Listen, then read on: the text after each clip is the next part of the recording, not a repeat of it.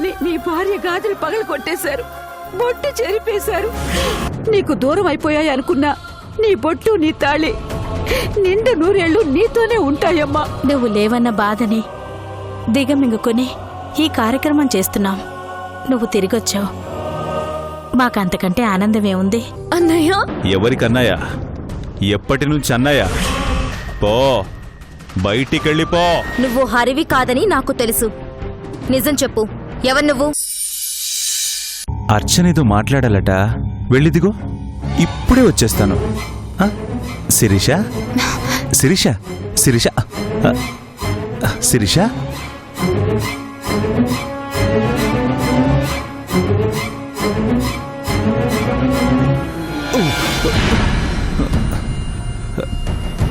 ఎన్నమ్మా ఇది?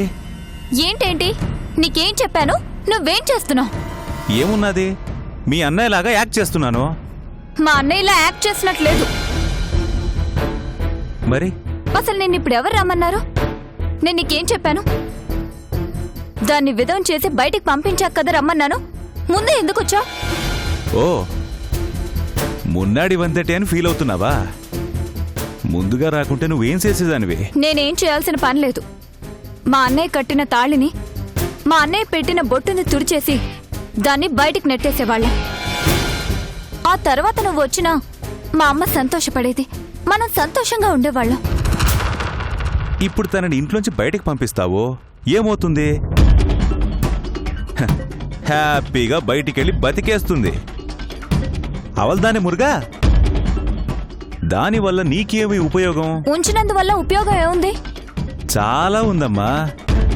తనెంతో ప్రేమగా నమ్మించి నాకు ఎవ్వరూ లేరంటూ ఇంట్లో చేరి నాకు జీవితం కావాలని నన్నడిగి, అదే మీ అన్నయ్యని అడిగి తనని పెళ్లి చేసుకుని భార్యగా ఇంట్లో స్థానమిస్తే తనేమి చేసింది? నమ్మించిదా మోసం చేసింది. మీ అన్నయ్య ప్రాణం తీసింది. అంత చేసినామే అంత సింపుల్గా ఇంట్లోంచి వెళ్ళిపోతే ఎలా? తను చేసింది తప్పని తనకు తెలియాలా? క్షణ క్షణం నేనెందుకిలా చేశానా అని నరకం అనుభవించాలా? అంతేకాని తాళి తెంపేశాం, బొట్టు తుడిచేశాం, బయటికి పంపించేశామంటే తనకేం కాదు. బయటికెళ్ళి తన బతుకు తను హాయిగా బతుకుతుంది. అందుకే నువ్వు వచ్చి వెళ్ళిన తర్వాత నాన్ బాగా యోచన పండిటే టైంకి ఆ మురుగన్ తనని బయటికి వెళ్లకుండా ఆపాడు. తాను అనుభవించాల్సింది స్వేచ్ఛ కాదమ్మా, శిక్ష. మీ అన్నయ్యను చంపినందుకు దా శిక్ష.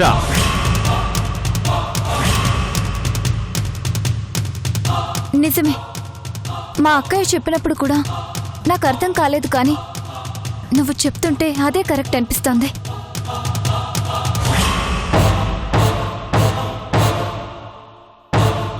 అంతేగా, బయటకు పంపిస్తే ఏమవుతుంది?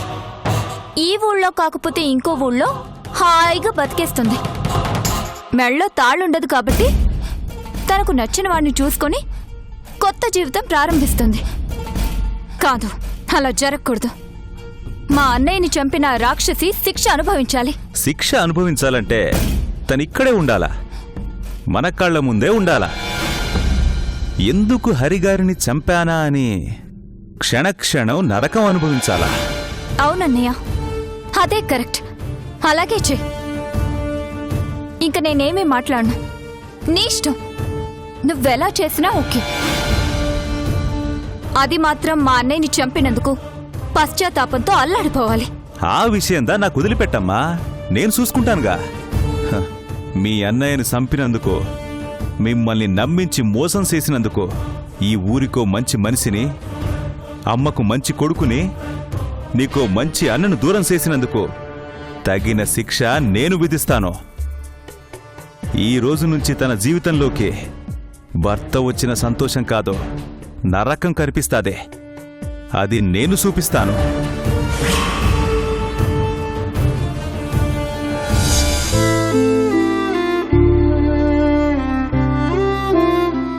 నేనున్నా లేకపోయినా నీ స్థానం ఆ గీత అవతలే. ఆ గీత దాటి నా ఇంట్లోకి రావడానికి నీకెంత ధైర్యం?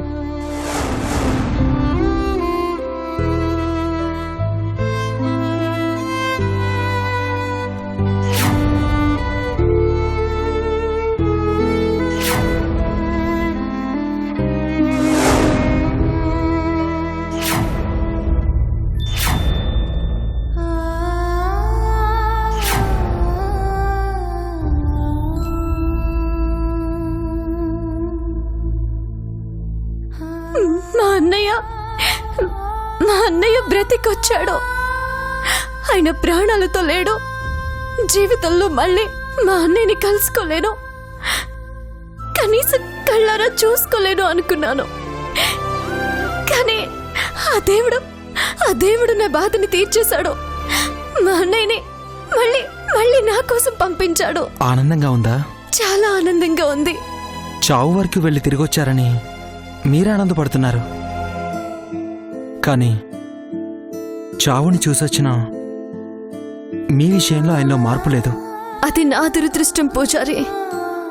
నాకు కావాల్సింది మా అన్నయ్య క్షేమంగా సంతోషంగా ఉండడం.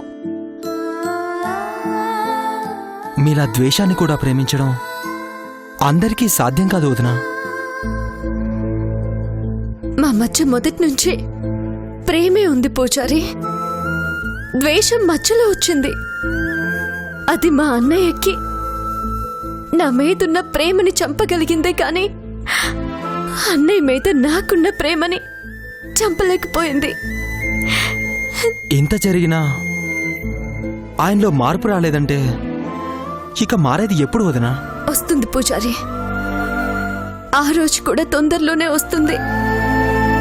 చనిపోయాడనుకున్న మా అన్నయ్యని బ్రతికించిన ఆ దేవుడు నా మీద మా అన్నయ్యలోనే ప్రేమని బ్రతికించలేడా? ఏమైనా మీరు గ్రేట్. కష్టాల్లో ఓదార్చేది కన్నీళ్ళు అంటారు. ఆ కన్నీళ్ళను కూడా ఓదార్చే శక్తి మీకుంది. అర్చన మీ అన్నయ్య గారు వస్తారని భలే చెప్పిందండి, ముందే తెలిసినట్టు. నిజమే పూజారి, దాని మనసుకి ఎందుకలా అనిపించిందో గాని చాలా నమ్మకంగా చెప్పింది. అదే జరిగింది.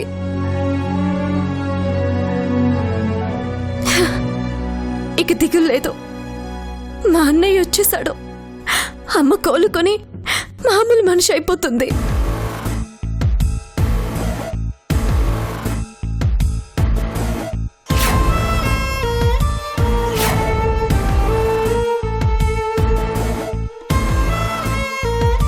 రండి ఏసీపీ గారు.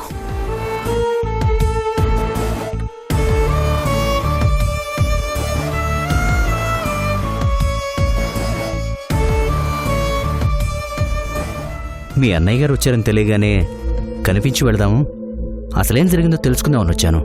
కలిసారా? కలిశాను, కానీ మీ అన్నయ్య నాకు షాక్ ఇచ్చారు. షాకా?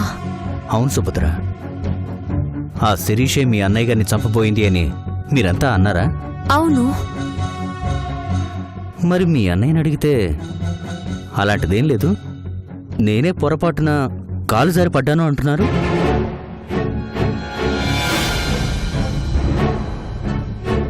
అలా ఎలా చెప్పారండి? శిరీష హరిగారిని లోయలోకి తోసి చంపాలని చూసింది కదా.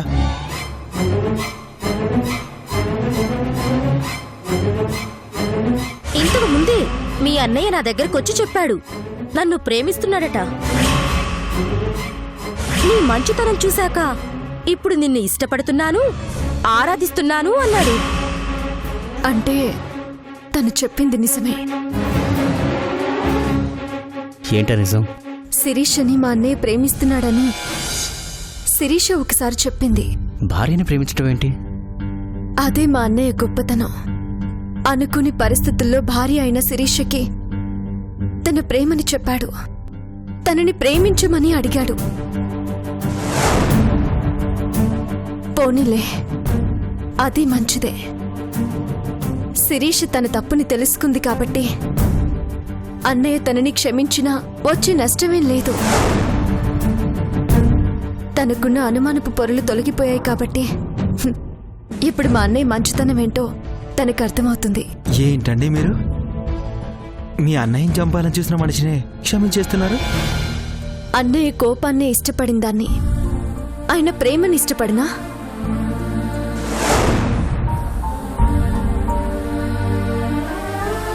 నిన్ను చూస్తే ఓ అద్భుతాన్ని చూసినట్టుంటుంది సుభద్ర. కోపం నీదే, అభిమానం నీదే, ఆవేశం నీదే, అలక నీదే. ప్రాణాలు తీయాలనుకున్న మనిషిలో మార్పును చూసి సంతోషపడుతున్నావంటే నిజంగా నువ్వు గ్రేట్. నా బాధంతా మాకు మా అన్నయ్యని లేకుండా చేసిందనే. మా అన్నయ్య వచ్చేశాడు. శిరీష తన తప్పు తెలుసుకుంది. అన్నయ్యకి తన మీద ప్రేమ ఉంది. ప్రేమ అందర్నీ మారుస్తుంది. మన కోపాన్ని వాళ్ళ ప్రేమకు అడ్డు పెడితే ఎలా?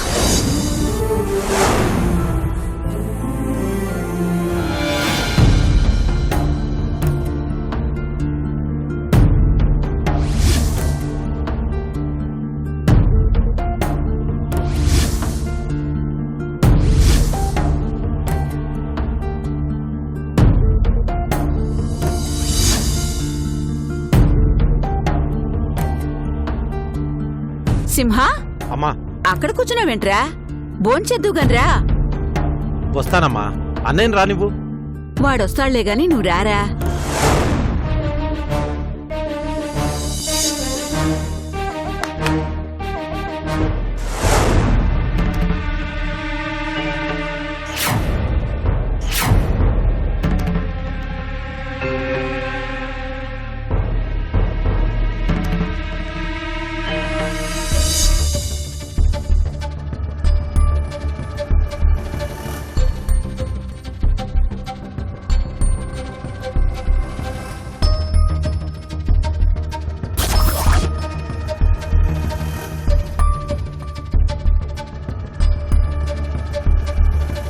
ఏంటే?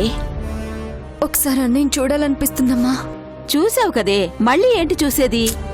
లేదమ్మా, అన్నయ్యని చూసి చాలా రోజులైంది కదా, అందుకే మళ్ళీ మళ్ళీ చూడాలనిపిస్తుంది.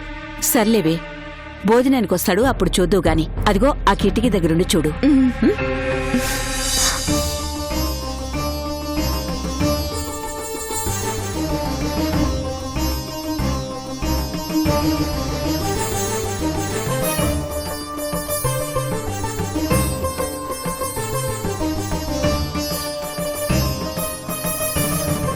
అర్చనా, అర్చనా,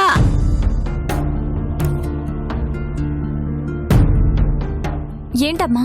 అన్నయ్యని భోజనానికి పిలు.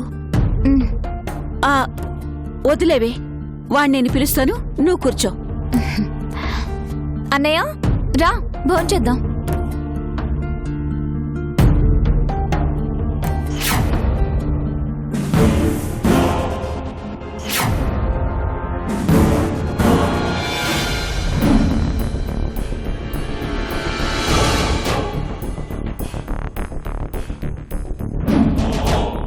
హరి, హరి,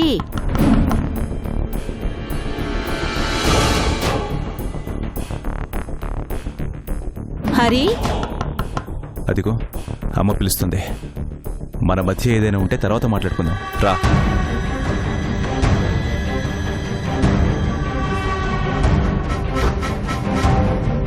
ఏంటమ్మా? రండి భోంచేద్దురు గాని. తర్వాత తింటాలేమ్మా. తర్వాత ఎప్పుడురా? నా చేత్తో నీకు అన్నం పెట్టి ఎన్ని రోజులైంది? నీకోసం నీకిష్టమైన వంటలన్నీ చేసి పెట్టాను. సరే పదమ్మా. సరేరా.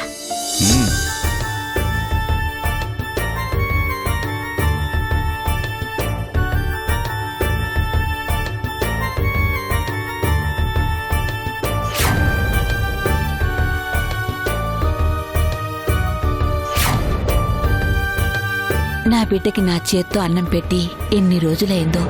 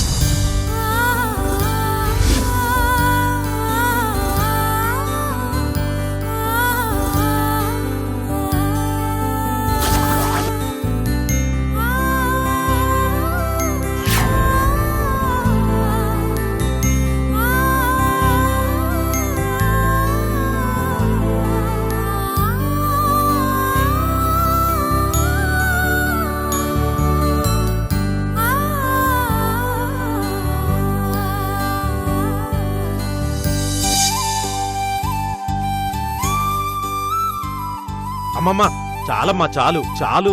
చాలేంట్రా, ఏం పెట్టానని తిను. అన్నయ్య వచ్చిన ఆనందంలో కడుపు నిండిపోయిందమ్మా. ఇంకా ఆకలేం వేస్తుంది. సరిపోయింది. అన్నయ్య రాలేదన్న బాధతో అన్నం మానేయటం. మీ అన్నయ్య వచ్చారన్న సంతోషంతో కూడా అన్నం మానేస్తే ఎలా? తిను.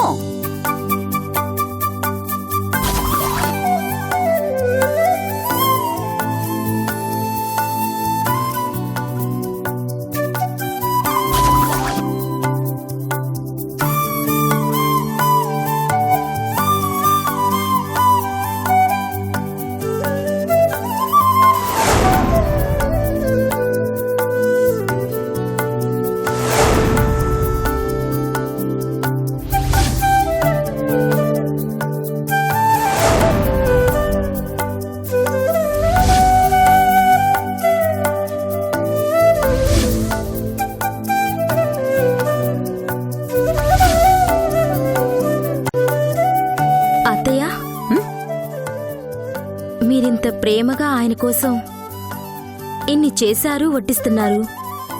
కానీ వచ్చింది ఆయనే అని నమ్మకమేముంది?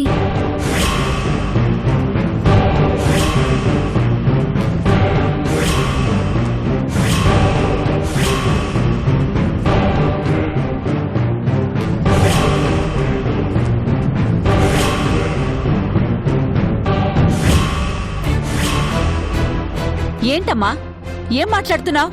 అది కాదత్తయ్యా, ఆయన నా కళ్ళ ముందే లోయలో పడిపోయారు. ఆయన గురించి పోలీసులు వెతికారు, అందరూ వెతికారు, ఎవరికీ కనిపించలేదు.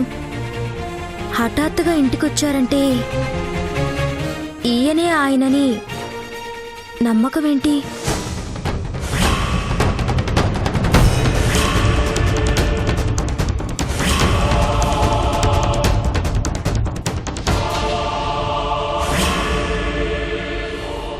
ఏం వదినా, తలతిక్కగా ఉందా? మా అన్నయ్యని పట్టుకొని నమ్మకం ఏంటంట?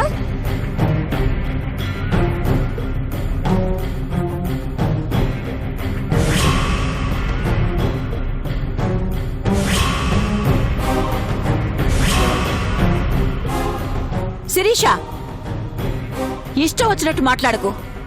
వచ్చింది నా బిడ్డ కాదో నాకు తెలీదా?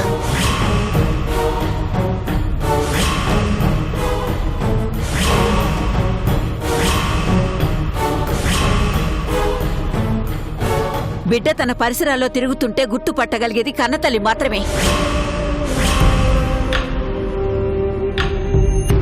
నా బిడ్డ ఇప్పుడు తనో కాదో నిరూపించుకోవడం ఏమిటి? నోరు మూసుకొని తిను. అత్తయ్య, నేను నా గురించి చెప్పట్లేదు.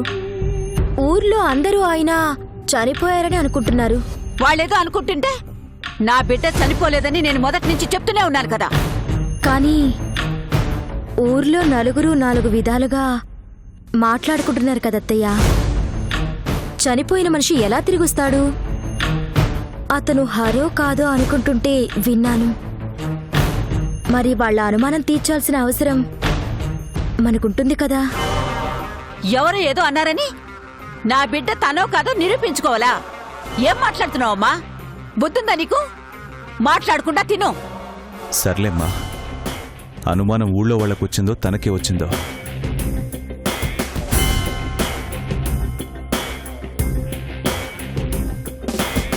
భర్త మీద భార్యకు అనుమానం ఎందుకు వస్తుందిరా?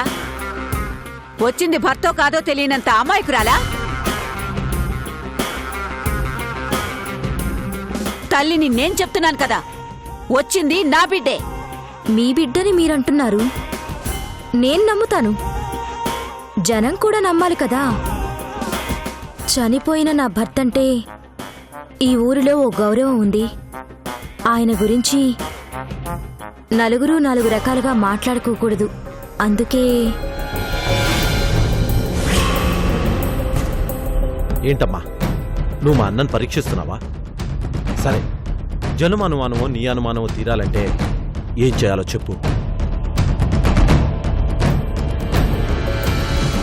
నిజంగా ఆయన మీ అన్నయ్యే అయ్యుంటే అదిగో ఆ దేవుడి గదిలో ఉన్న దీపం ఎందుకు వెలుగుతూ ఉంటుందో చెప్పమనండి.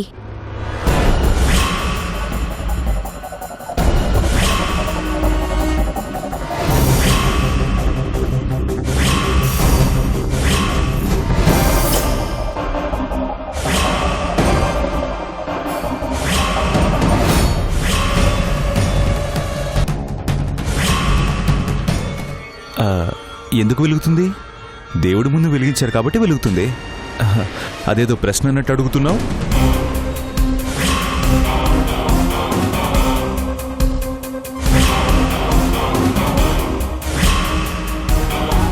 ఆహా, దేవుడి ముందు దీపం ఉంటుంది, కానీ దీనికో ప్రత్యేకత ఉంది.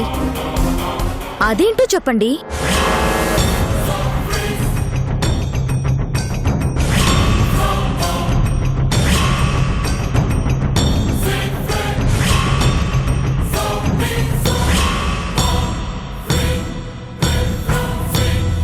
ఏమైందిరా? ఏమైంది? లోయలో పడిపోయేటప్పుడు ఏదో కొమ్మ పట్టుకుంటే చెయ్యి గీసుకుందమ్మా. అయ్యో అవునా? అయ్యో నేను పెడతానుండు.